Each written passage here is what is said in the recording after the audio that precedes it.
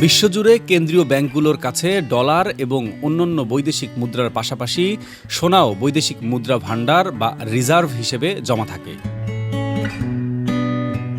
ঐতিহাসিকভাবে কেন্দ্রীয় ব্যাংকগুলোর রিজার্ভ সোনা দিয়েই গঠিত হতো এবং অতীতে একটি দেশের মুদ্রার মানও সেই দেশের কেন্দ্রীয় ব্যাংকে রক্ষিত সোনার ভাণ্ডারের উপর নির্ভর করত।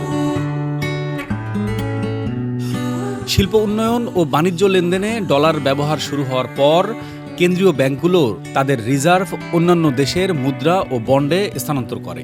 তা সত্ত্বেও প্রতিটি দেশের কেন্দ্রীয় ব্যাংকের রিজার্ভে একটি অংশ এখনও সোনা হিসেবে রাখা হয়।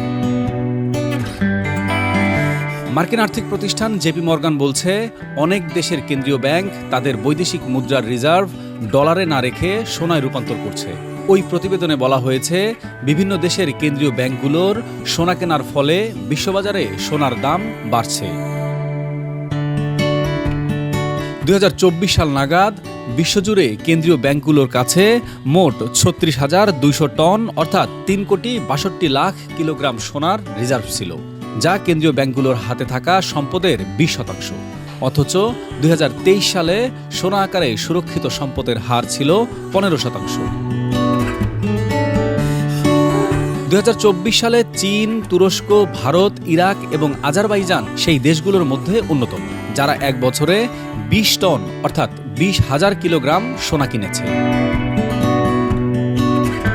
অর্থনীতিবিদরা বলছেন, আন্তর্জাতিকভাবে ডলারের দুর্বল হয়ে পড়া, যুক্তরাষ্ট্রের সুদের হার কমে যাওয়া, অর্থনীতি এবং বৈশ্বিক অস্থিতিশীলতা এই কারণগুলোই বিনিয়োগকারী ও দেশগুলোকে সোনার দিকে নিরাপদ সম্পদ হিসেবে তাকাতে বাধ্য করছে।